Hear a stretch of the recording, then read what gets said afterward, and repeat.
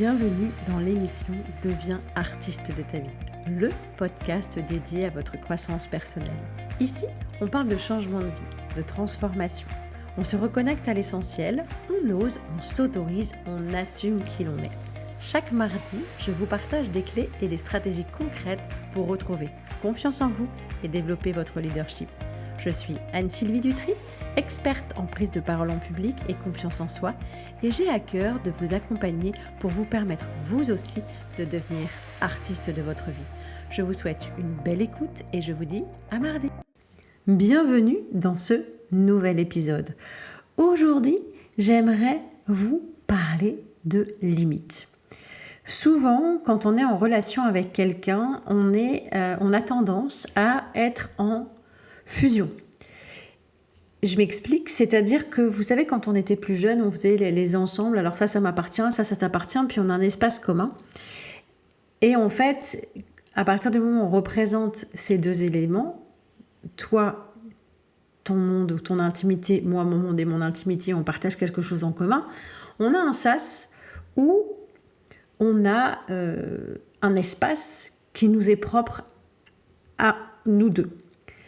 Parfois, ce qui se passe, que ce soit en relation avec nos enfants, notre conjoint, pareil au niveau du bureau, c'est que souvent, on a tendance à ne pas mettre de limites. Je m'explique. C'est que quand on tombe amoureux de quelqu'un, par exemple, on va prendre quelque chose de sympathique, en règle générale, on a tendance à avoir des personnes qui vont être très fusionnelles. Ce qui est à toi est à moi, on trouve ça génial, on partage plein de choses et c'est super et tant mieux. Et le fait de tomber amoureux ou de se retrouver dans une situation telle qu'une nouvelle histoire d'amour ou autre, en fait, on perd un petit peu, je ne vais pas dire de notre identité, mais en tout cas de notre espace vital. Et vous avez des personnes qui vont penser que pour pouvoir être accepté, aimé ou autre, je dois laisser grand ouvert cet espace aux personnes qui m'entourent. Et c'est important d'être conscient d'être en capacité de poser des limites parce que ça va vous permettre aussi de garder une partie de votre jardin secret, de poser des limites par rapport aux personnes, ce qu'elles ont le droit ou pas de faire, ce qu'elles ont le droit ou pas de vous dire.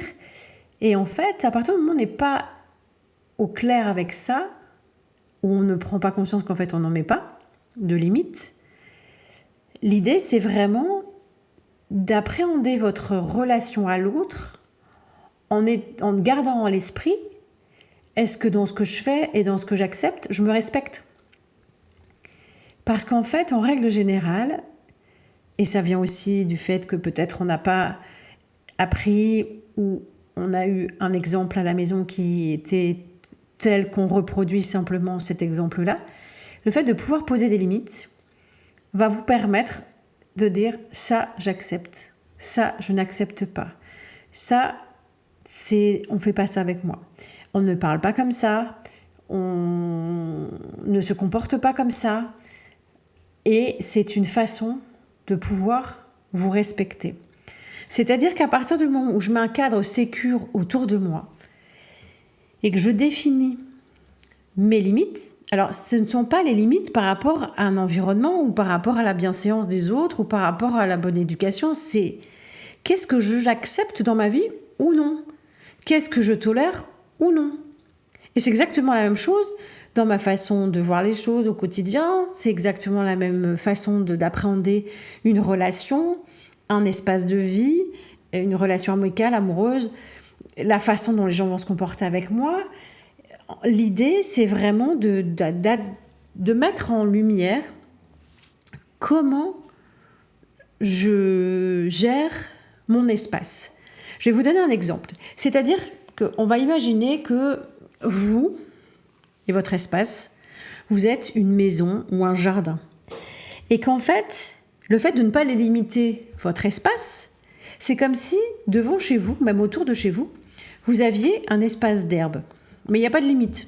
D'accord ? On ne met pas de barrière. Donc en fait, les gens, quand ils passent devant chez vous, ils ne savent pas qu'ils ne peuvent pas venir squatter votre pelouse ou profiter de votre balançoire ou de se mettre à l'ombre du bel arbre qui est devant chez vous parce qu'en fait, À aucun moment c'est écrit propriété privée.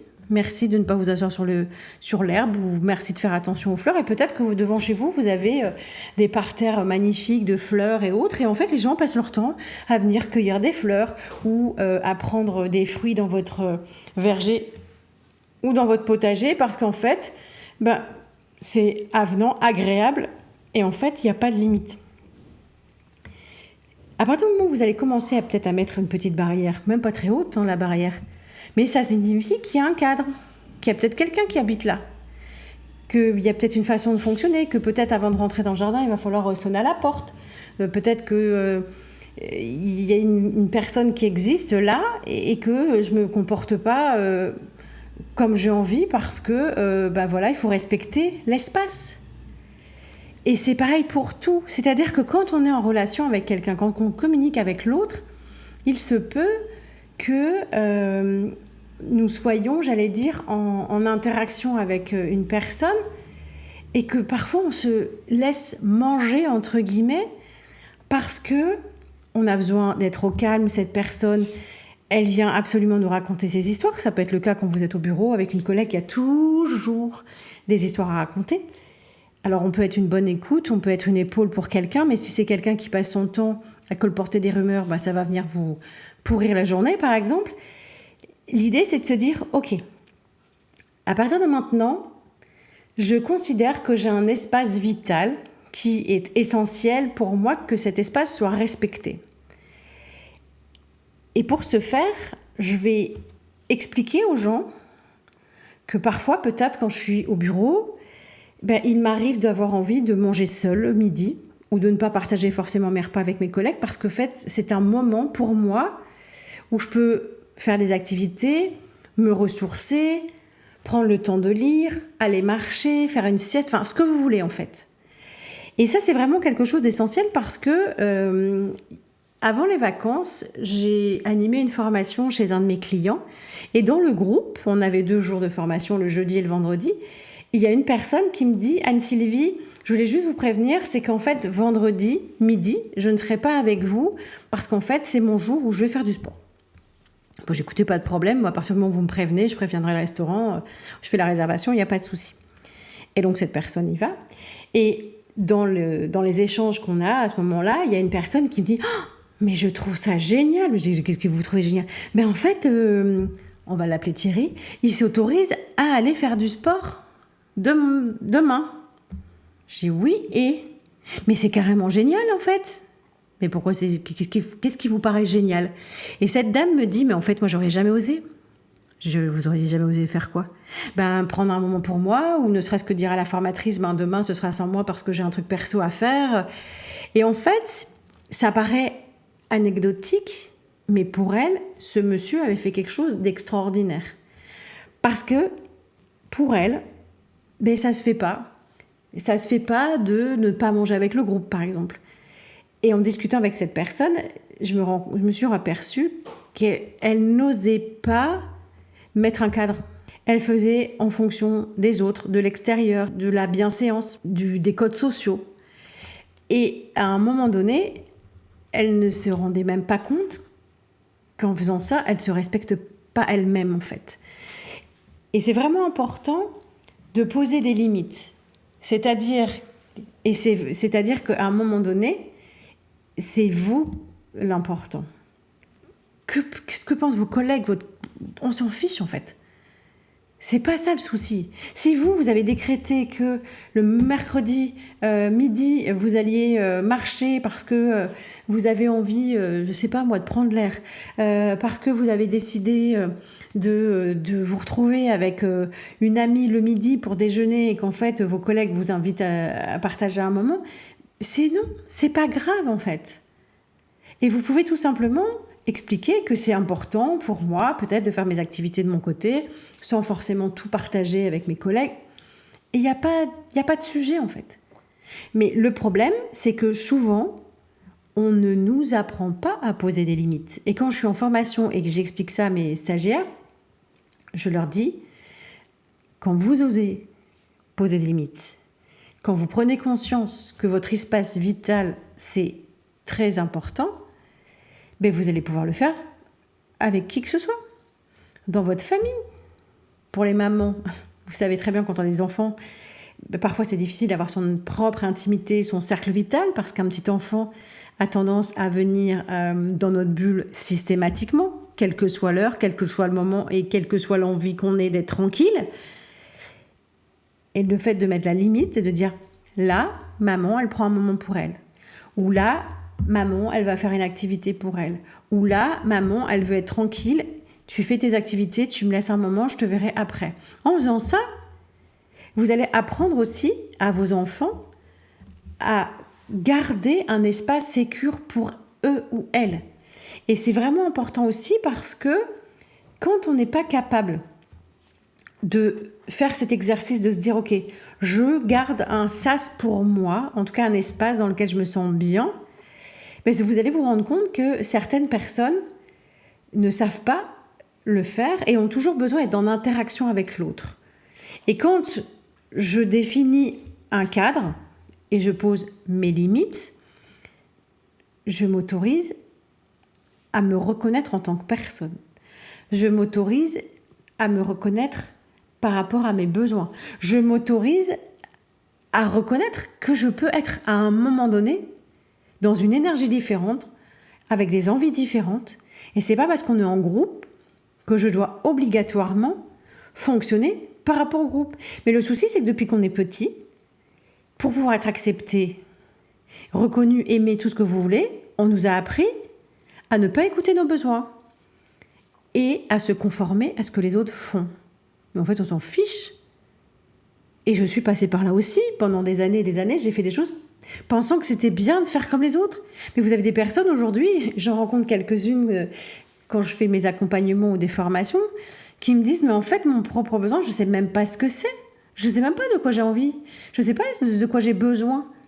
Je vais vous donner un exemple. Quelqu'un qui a une maman qui a vécu pendant des années pour ses enfants à faire des conduites, qui a travaillé peut-être en cumulant les deux, s'occuper de ses enfants, la maison, le mari, etc., les activités, etc. Et du jour au lendemain, elle se retrouve en pré-retraite ou à la retraite, se dire, ou en vacances seule avec son conjoint, en dire, mais je ne sais pas ce que j'aime en fait.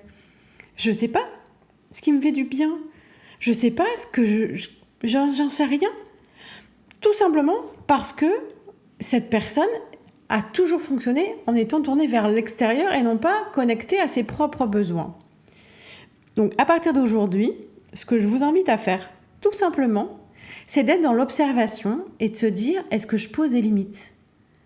Est-ce que telle personne, parfois, et ça peut être le cas quand on est en relation avec des collègues ou au bureau, etc., se dire, mais tiens, cette personne, elle se comporte d'une certaine façon avec moi, mais non, mais j'ai pas envie qu'on me parle comme ça, je suis pas sa pote, je suis pas sa copine, pourquoi cette personne me parle comme ça ? Si elle vous parle comme ça, c'est tout simplement parce que vous n'avez peut-être pas pris le temps d'expliquer qu'il y a une façon de vous parler, qu'il y a une façon de faire avec vous. Ça peut être quelqu'un qui rentre dans votre bureau sans se préoccuper de savoir si vous êtes avec quelqu'un.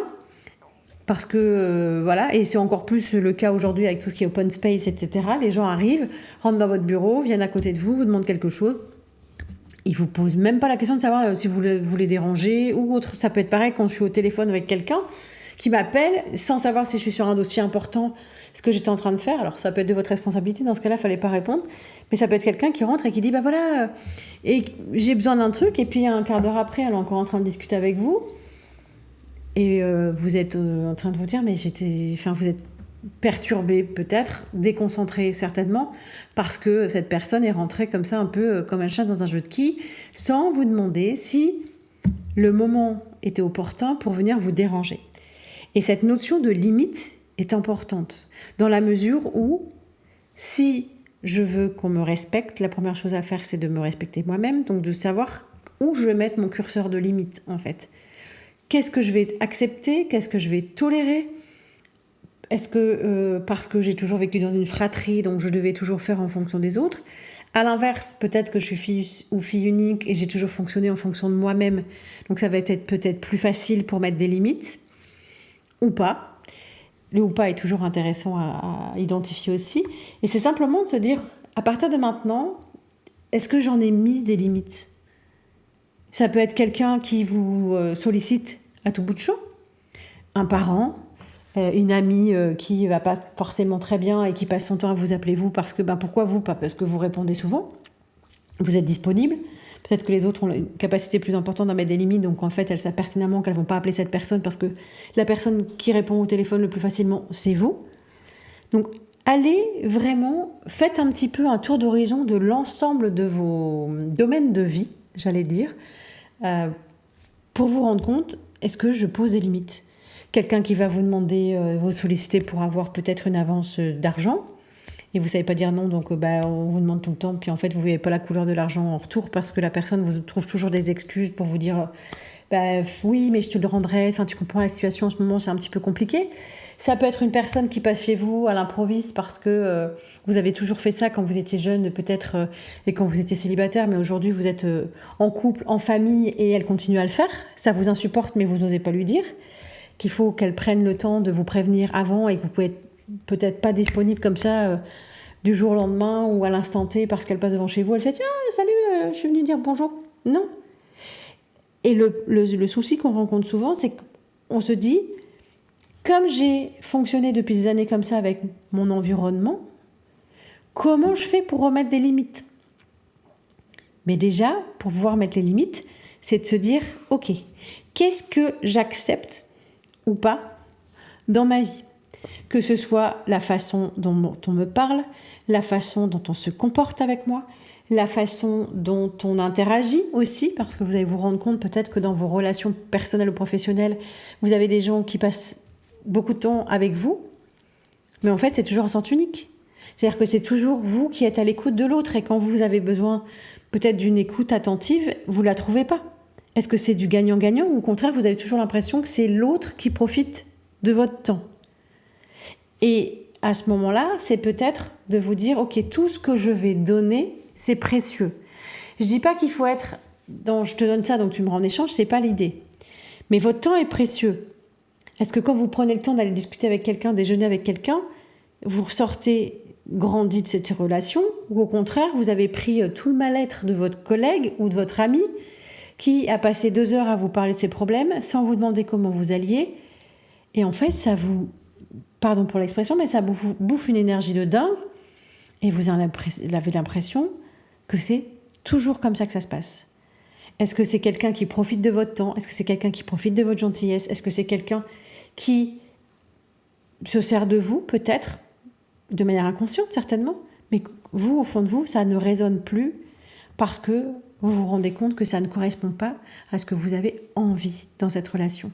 Donc je vous invite aujourd'hui tout simplement à lister ce qui vous convient ou pas. Et si vous voyez des choses qui ne vous conviennent plus, comment vous allez pouvoir faire pour remettre les choses à votre diapason.